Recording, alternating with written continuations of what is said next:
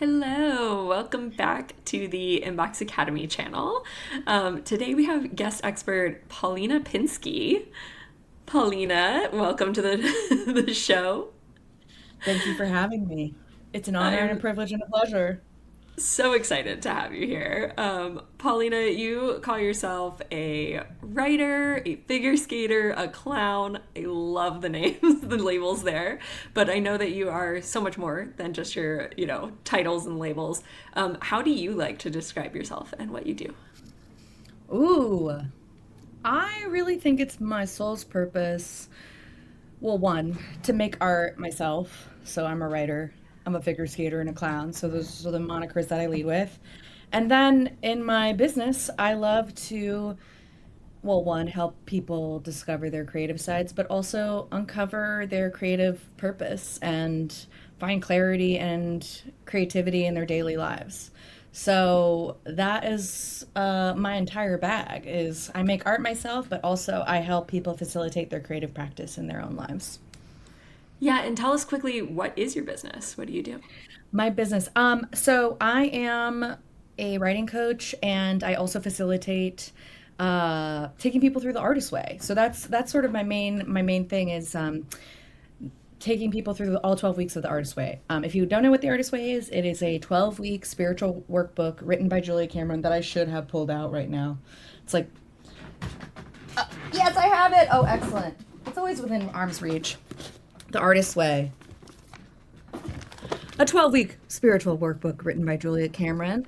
Um, and essentially, I mean, she says a spiritual path to higher creativity. And you probably seen this on TikTok or Instagram, and people are like either reading portions or they're like, the artist way changed my life. And the truth is that it does change your life. You can't go through it unaffected. So essentially, what I do is I lead Zooms and we go through a chapter a week. And that accountability really helps get you through it because it's really hard to do by yourself. It took me 6 months to do by myself back in 2018. And now I'm leading my 11th cohort through it this September. And I've really found that the group dynamic is one, just like a beautiful thing to experience, but also helps you get through all 12 weeks and keep you on pace. But the beauty of it is, and sort of the difficulty of running a business about it, is the artist way calls to you when you most need it, Mm. right? So it has to be the right time, right? Like there are people who, I mean, just now, I just had a sign up from someone that I met when I was living in Minnesota 2 years ago. And she really wanted to do it back then, but it just wasn't the right time. And now is the right time. And that's the beauty, is like there is divine timing in all things. And this book calls to you when it's time. So not great on a business side for me because I'm not gonna like be like buy my class, come do it with me. But also if it feels hot at the touch, it feels like the right thing for you, then it's the right time. Yes, absolutely love that. And that kind of goes into what I wanted to ask you about with, as kind of an expert in creativity. And we have a lot of writers that, are part of our audience here and are listening. And both professional writers and creative writers, as kind of a writing coach and a creativity coach, what would you say to people that feel like they're in a rut, right? Or yeah, how do Yeah. you get out of that kind of rut? I think it's really hard to be an adult person, have to pay bills, and have a job. Like, point blank, that's hard. But the goal here is to bring in some play into your life. So there are the sort of practical tools of the artist way, which are morning pages and artist dates. Morning pages, you wake up, you write 3 pages by hand, stream of consciousness. And there are ways to sort of like cater that to your own particularities, right? Like I always say start with one page, or like there's folks who just cannot write by hand, like talk into a voice note, whatever like is a clearing, right? Like I really call it like a brain drain. Like it's really like I want you to word vomit on the page. Like it is not capital W writing. It is like barfing on the page so that you can move on with your day. So there's creating that sort of space and that container to sort of be like, I'm tired, I hate this shit, like I'm so tired. And then the artist dates are a time once a week where you go do something fun for yourself. And it's not like what you think you should do. Like I always use the example of If you have the option of going to a feminist discussion panel or a trampoline park, what is the one that your inner child wants to do? Like, there is value to the feminist discussion panel, but like the trampoline park is what your inner child is probably screaming for. I used this example for 5 years, and it took me 5 years to actually get to the trampoline park. So, like, know that I'm a hypocrite. You know what I mean? Like, know that it like took me a long time to do the thing that I wanted to do. And it was the best artist date I've ever had. It was like doing flips with like preteen boys who were like, do it again, you can do it. And I'm like wearing toeless Pilates socks at like a sweaty trampoline park because I didn't think about it. But it was so much fun regardless. So you have the practices that sort of clear the vessel, and then you have the practices that are creating solitude that fill the well. So facilitating joy, playfulness, and connecting with your inner child. I also, it could be going to, in my example, going to Little Tokyo and buying a $1 baby doll. It's like, it doesn't have to be like taking a trip to Mexico. It can be like going to the 99-cent store or your equivalent locally and letting yourself buy something fun for $1. These are all practices that create sense of joy and whimsy that don't exist in the day to day. So there are the practices that help us sort of get out of the rut. And then too, what I love about this book, and sort of, each chapter has a set of tasks. You can't run away from the clarity that you will achieve if you go through all the tasks. I mean, I always say, go through pick 3 tasks that are hot to the touch. 1 you really want to do, and 2 you don't want to do. Because if you're going through this, like, ideally you're going to go through it many times. And a different task may appeal to you at a different time. And if you're trying to be perfectionist about it, like, that defeats the point of it. But like, you drift towards the questions that you most need.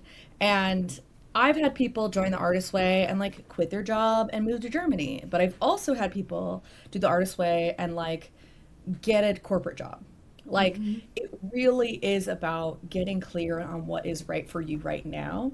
In this last cohort, I had someone who was a consultant at Deloitte, who quit her job and got a local job in the city government because she was new to town and was miserable doing consulting and realized that she wanted to do something local, right?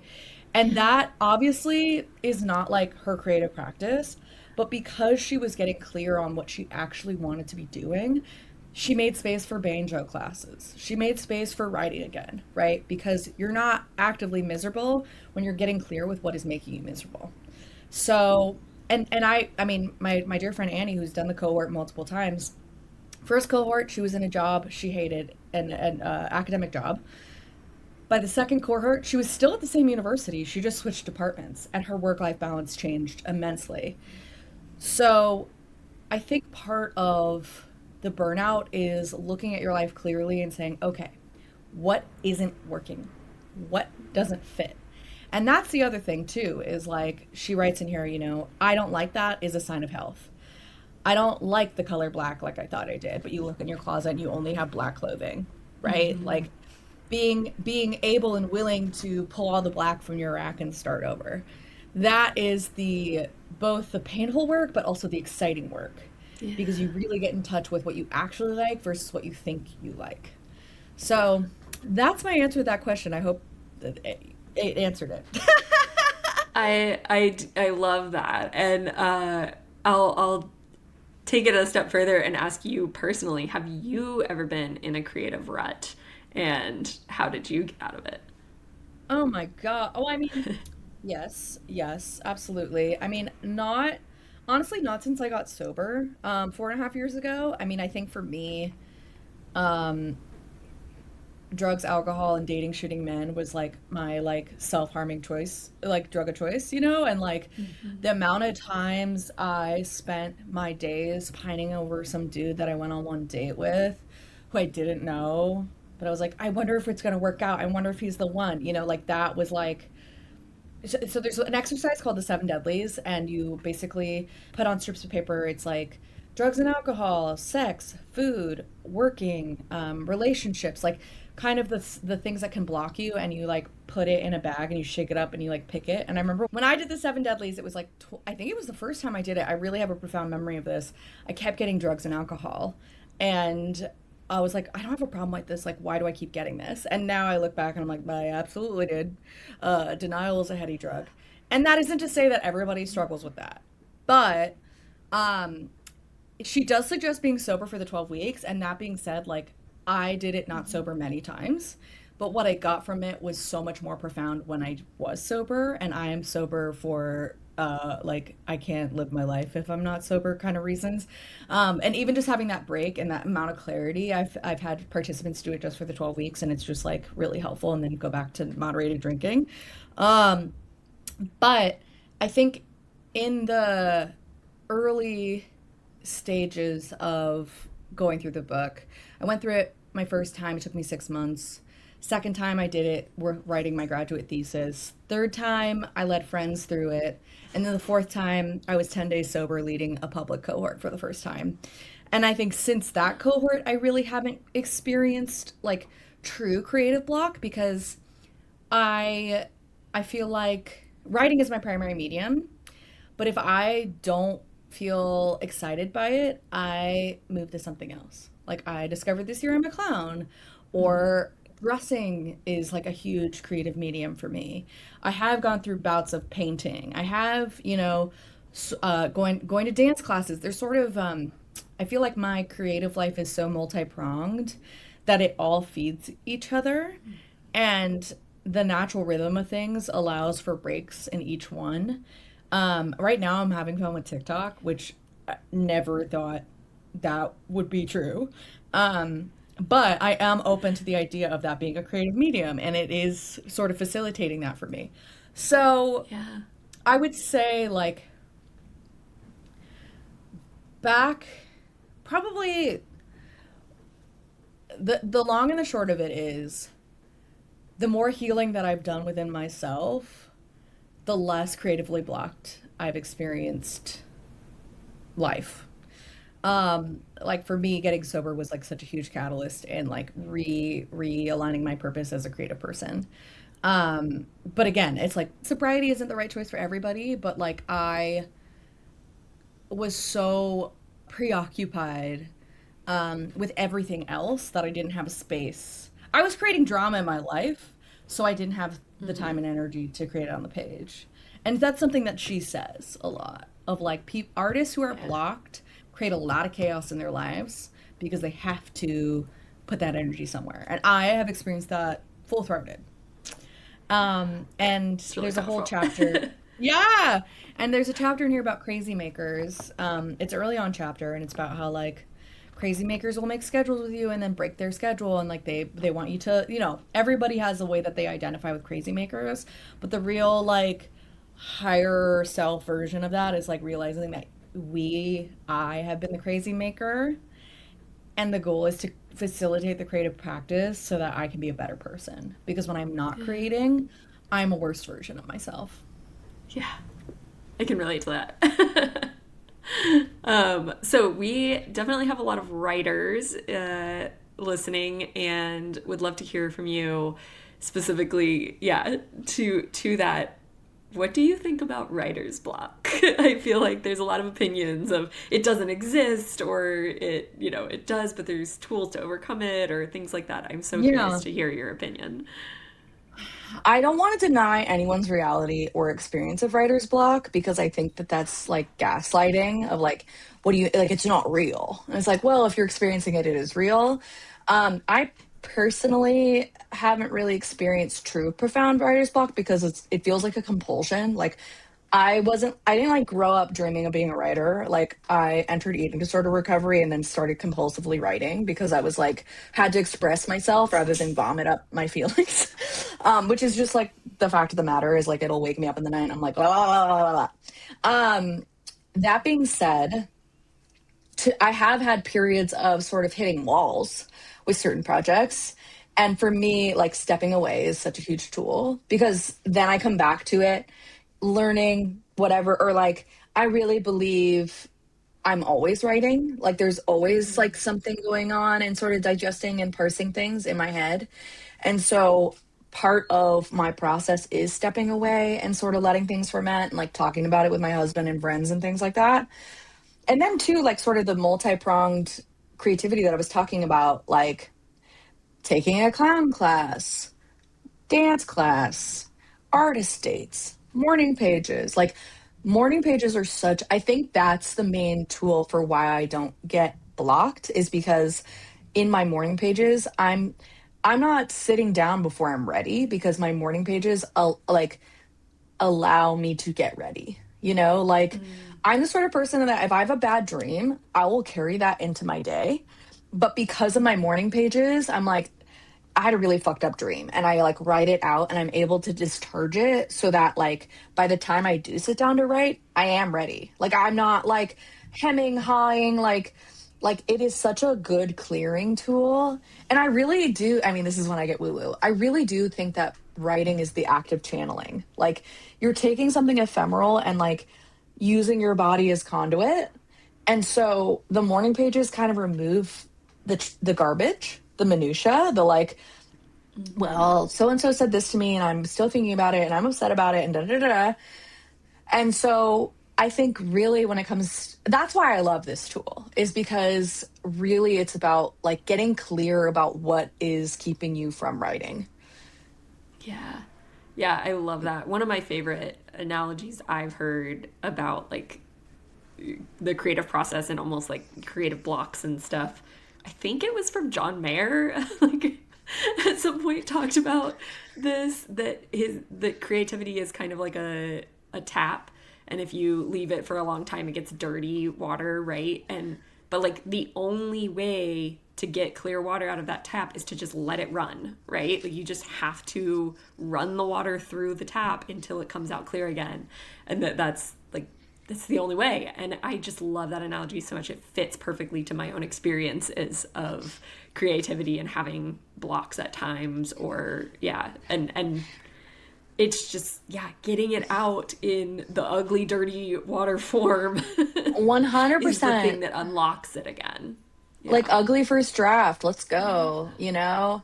And also Yeah. like I think perfectionism keeps people locked in place a lot of the time, of well, it's not how it is in my head, so it's not Mm-hmm. immediately, like writing is revision, unfortunately. Like the first draft is not meant to be publishable, you know? And two, it's like you can also let yourself move forward without editing. And that's also, I mean, Mm-hmm. the real big like takeaway from this is like process over product. Like what is it, what is the process of creativity?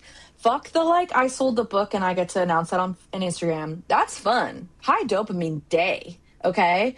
But the process of getting to that point, if you're, and I'm someone who struggles with this constantly. Like like I'm in a book proposal form like right now and it's miserable. I hate it. But I have to remember that like this is the process, and that product day is such a small part of this entire thing. Like it is such a Mm-hmm. small part, and it's like, yeah, flashy, cool, I want that big day, but that isn't the process of writing a book.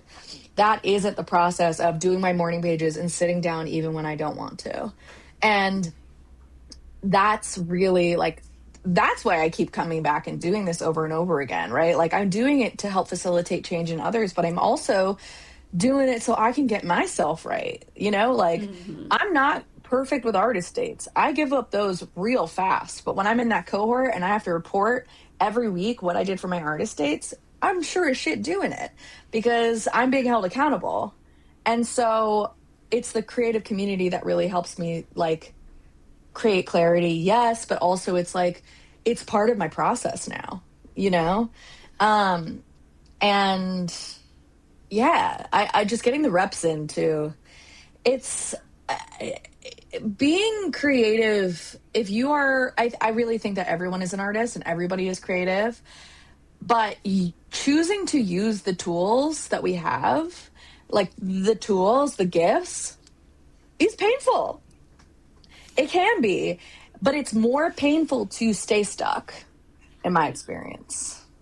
Yeah. So So I would that's, love yeah. to ask, because I love all of that good stuff. I would love to ask how this kind of balances with you as a business owner.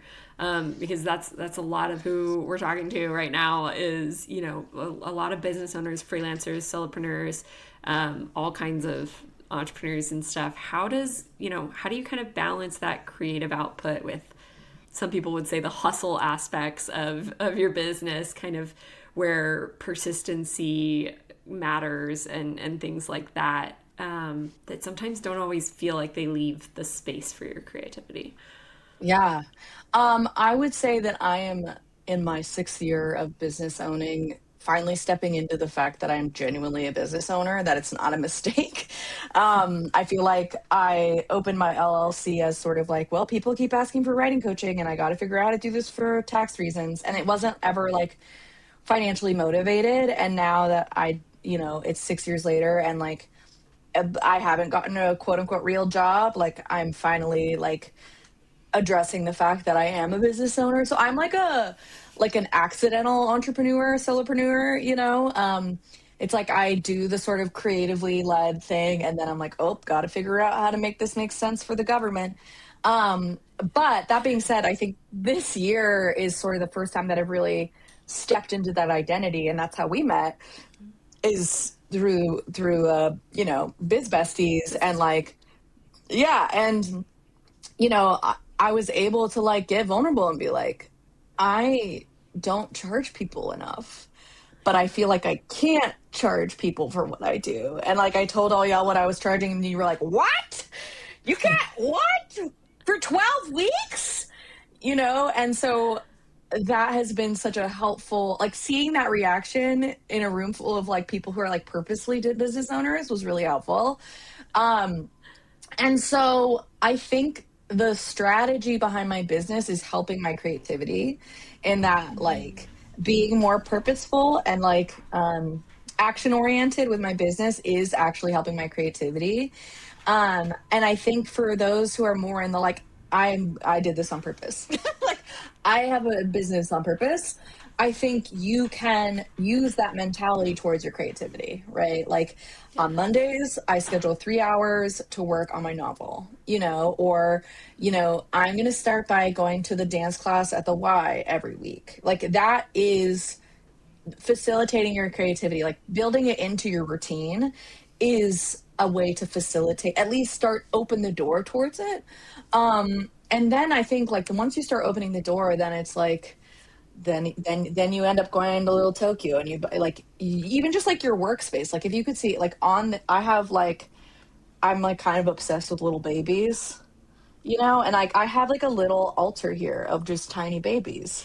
I do also I have love that. like this and this, like you just start like creating little altars to your creativity all over the place, and all of a sudden like you got Miss Piggy framed on the wall and like Elvis and like that weird cat. Like it starts sort of expanding, and like your workplace then becomes a play space, right? Like Yeah. Julia kind of describes like we think that to be creative we need like a monastic cell, like a bed, a desk, and nothing else. And it's like, this is not a monastic cell, and this is a Yeah. reflection of me.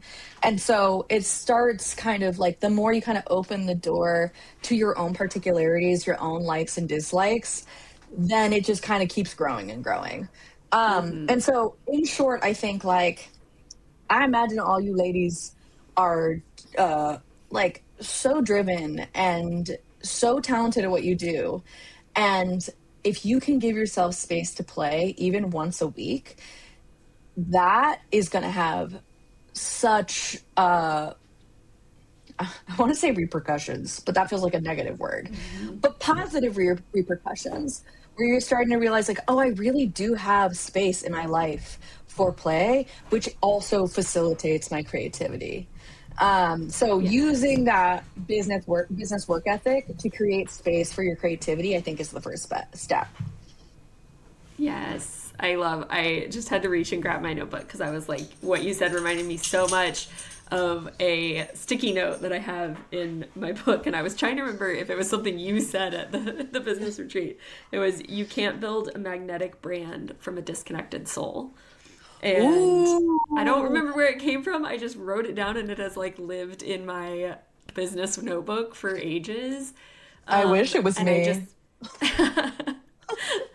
it, I don't even remember where it came from, but it just has stuck with me that, yeah, if you want to have that energy that is magnetic, you want to attract these like ideal fit clients and customers and everything, then you have to be connected to your own inner soul, and that is what brings out that magnetic energy for your business as much as your own person. So yeah, 100%. 100%. I mean, love it. and I mean that's like a trigger point for Artist Way is like God is a word in this book. In this book, if you have a religious practice, amazing. But like the what this book means by God is not church God. It means your creativity. It means above my desk I have creator, you take care of the quality, I'll take care of the quantity, right? Like trusting that you are a divine channel and that you just have to do the reps. And that the more you do the reps, the better it gets. But Yeah. like you get to decipher for yourself what that power is that you're tapping into. And the more you tap into that power, the more divinely inspired you become. That is the key here. Like, and that is what is like part of what you're saying is like that magnetism is a function of what power you're tapping into. I love that. Well, I feel like you've shared many golden nuggets with us today, and it has been such a pleasure having you on, Paulina. To wrap up, what are you working on now, and how can people find you? So I am leading a cohort this September. It's starting September 13th. We meet on Sundays, 11 a.m. Pacific or 2 p.m. Eastern. I always have to think about it. 2 hours on Zoom every week. If you head to my website, paulinapinsky.com, you can see all the information there. I'm always happy to answer any and all questions.